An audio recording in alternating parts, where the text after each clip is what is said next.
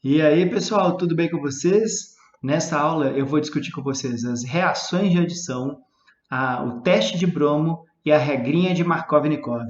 Vamos lá para a aula comigo?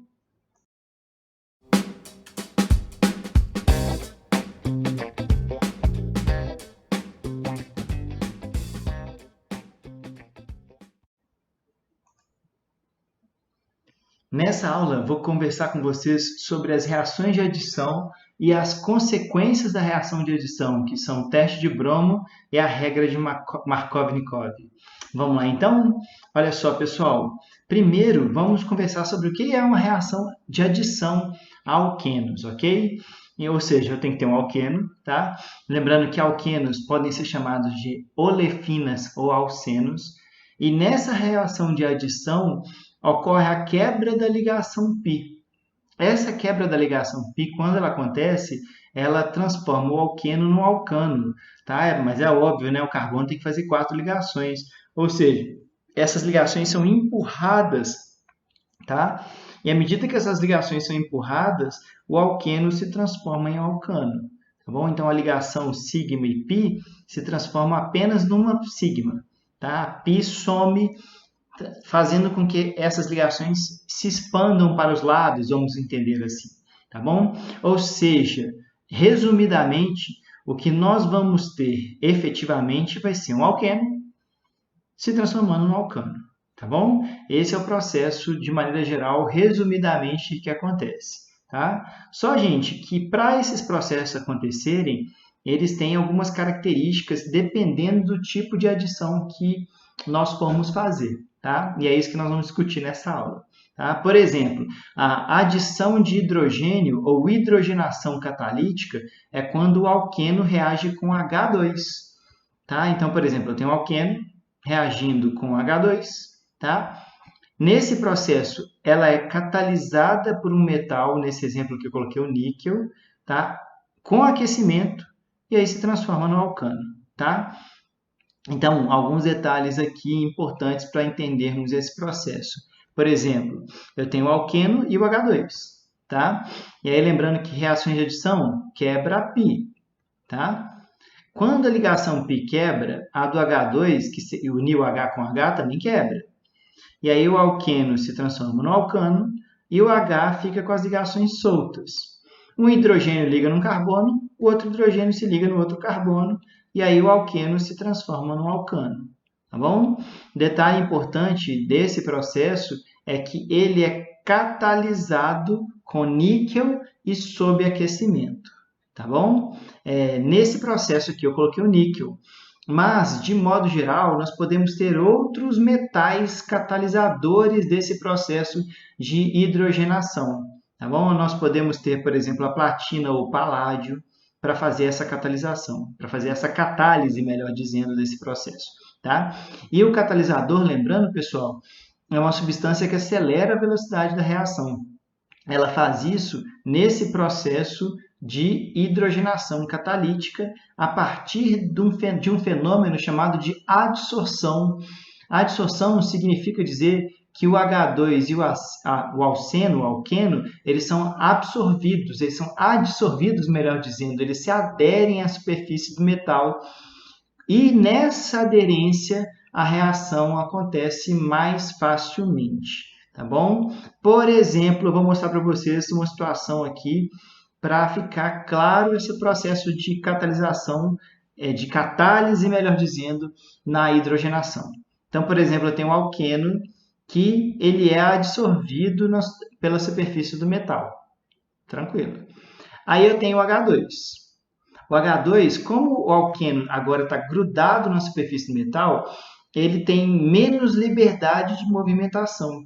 Consequentemente, quando o H2 está em contato com esse tipo de material, com o alqueno adsorvido, a probabilidade do choque do H2 ser efetivo ao alqueno aumenta muito, fazendo com que a reação aconteça e produza o alcano. Tá? Então, eu facilito a reação acontecer num processo de adsorção catalisado por esses catalisadores de adsorção, nesse caso aqui a hidrogenação catalítica do H2, tá bom? E aí, pessoal, além da indústria, que esse processo é um processo geralmente industrial, lá na indústria, ele pode acontecer tanto na indústria da petroquímica quanto na indústria dos alimentos. Na indústria petroquímica, o fato de transformarmos combustíveis com alquenos, duplas ligações, em alcanos, eu aumento significativamente a eficiência do motor ao queimar um combustível. Quanto menos duplas ligações, melhor. Então, alguns dos processos que as refinarias de petróleo fazem antes do combustível chegar até a casa da gente, até os postos de gasolina e, consequentemente, aos carros, aos ônibus, caminhões, etc., são processos de hidrogenação catalítica. Tá? Então, lá tem catalisadores de metais que fazem esse processo que eu mostrei simplificadamente para vocês aqui. Tá? Outra indústria que utiliza muito da hidrogenação catalítica é a indústria de alimentos. Tá? A indústria de alimentos faz esse processo também. Tá? E aí, por exemplo, quando ele é feito, os óleos vegetais que são alquenos, que têm duplas ligações, eles são hidrogenados, porque quando você pega um óleo vegetal, ele tem um aspecto mais líquido. Ele é líquido. Quando você hidrogena o óleo vegetal, ele fica mais sólido, tá? Não é que ele é sólido, a gente coloquei aqui entre aspas, porque não é sólido, é um aspecto pastoso, tá? É um aspecto mais pastoso. Ou seja, um óleo vegetal, por exemplo, de milho, de algodão, de soja, de arroz, hidrogenado, ele fica mais pastoso. E essa pasta tem algumas aplicações, mas pode ser utilizada no preparo de margarinas, tá bom? O preparo de margarinas pode se utilizar desse tipo de substância química. Isso faz com que essa hidrogenação dos óleos vegetais faz com que aumente o prazo de validade desses produtos. É mais fácil de ser transportado, porque sólidos são mais fáceis de serem transportados. É mais fácil também, a textura do alimento fica mais aprazível. Não precisa de tanta preocupação com armazenamento e estocagem, porque ele dura mais, ele degrada com menos velocidade. Então, na verdade, você protege esse material. Só que quando faz a hidrogenação, tem um grande problema associado. O problema é que essas moléculas de ácidos graxos poliinsaturados, que são típicas dos óleos, eles, quando sofrem esse processo de hidrogenação, eles se transformam em ácidos graxos saturados, que são nocivas para o organismo, podendo gerar algumas doenças cardiovasculares, do fígado, do sistema nervoso central, entre outros. Aí que tá, pessoal. Então, quer dizer que eu não devo utilizar desse tipo de alimentação? Não devo ou devo, a resposta correta só pode ser dado com a consulta de um médico, de um nutricionista, tá? É a pessoa mais adequada para fazer esse tipo de orientação, tá? Mas, de maneira geral, nós devemos evitar a ingestão de alimentos desse tipo para que a probabilidade de processos como esse aqui, ela diminua. Agora, se eu não posso de jeito nenhum, aí é o médico que pode tirar essa dúvida de vocês. Tá? Então, procure o médico em quaisquer dúvidas, porque ele vai fazer a análise do seu organismo. Né? Isso é muito específico. Tá? Mas, de maneira geral, são situações que não são benéficas para o organismo humano. Tá bom? Bom, então nós temos outros tipos de adição. Por exemplo, quando eu faço a adição de halogênios, Cl2 ou Br2, principalmente. Então, eu tenho o alqueno. O alqueno, quando reage com Cl2, forma um aleto vicinal, que a gente fala, que tem 2 halogênios em carbonos vizinhos, tá bom? Então, é um processo que acontece também. Além daquele, tem a adição de aletos de hidrogênio. Então, por exemplo, aletos de hidrogênio são HCl, HBr ou HI, tá? Então, pode ser qualquer um desses. E aí eu tenho um alqueno reagindo com um desses componentes, eu coloquei o HCl como exemplo ali, formando um aleto. Tá? É assim que se obtém aletos em laboratório.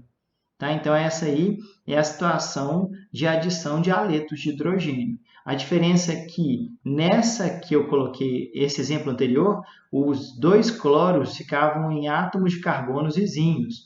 Aqui, nesse processo, um cloro foi anexado a um carbono e o hidrogênio ao outro. Tá? Depois eu vou destacar para vocês em qual carbono o hidrogênio vai.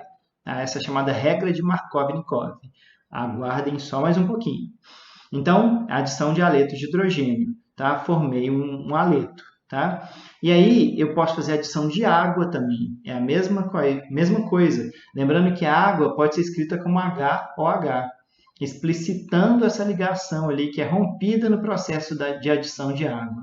Tá? Então, por exemplo, eu tenho um alqueno, reage com água e em um meio catalisado por um ácido e eu formo um álcool.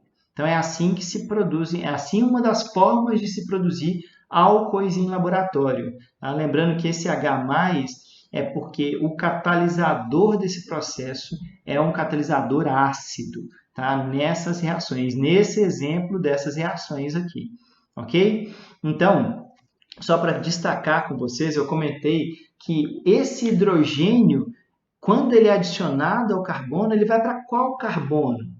Teve um químico, que é o Markovnikov, ele fez uma série de experimentos e concluiu que quando nós temos a adição de HX ou de H2O a um alqueno, o hidrogênio adiciona-se preferencialmente ao carbono da dupla que já tem mais hidrogênios.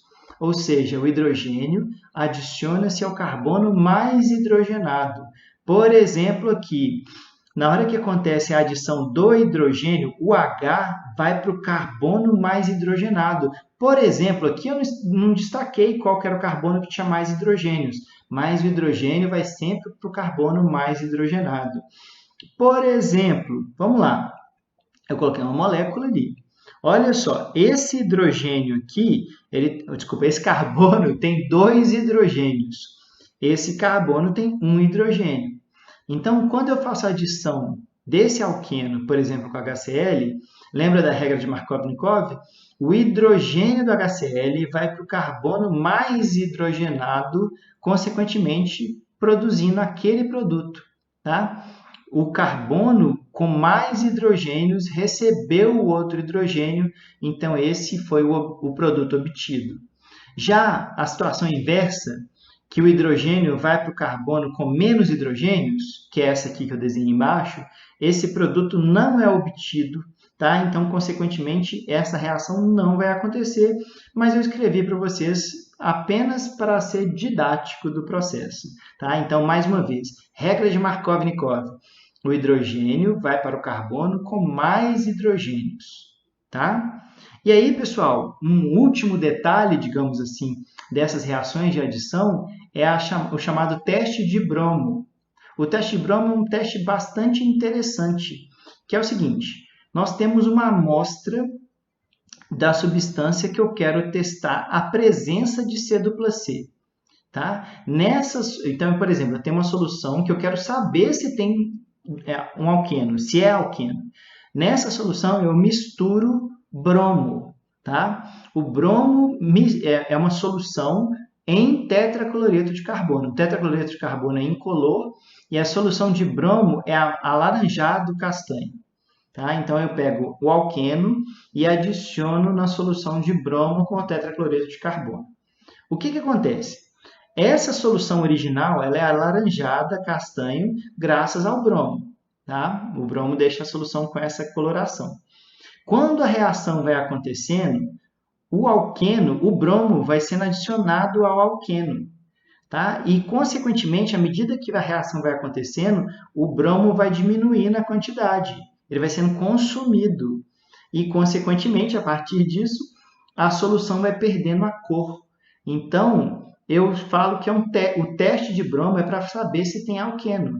Porque, por exemplo, se eu tenho uma solução que tem alqueno e eu jogo o bromo é alaranjado.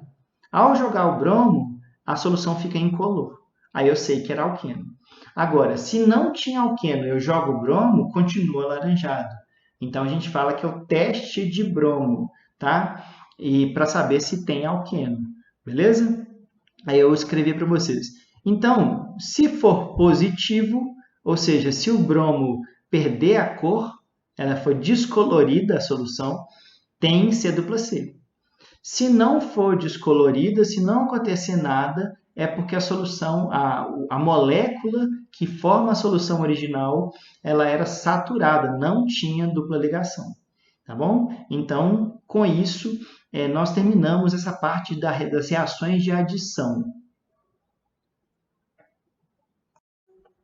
Então, pessoal, pela aula de hoje foi isso. Peço para vocês deixarem comentários, para dar um joinha no vídeo, compartilhar com quem vocês acham que tem interesse nesse tipo de assunto. E, pessoal, me sigam nas redes sociais e nós nos vemos numa próxima aula. Valeu!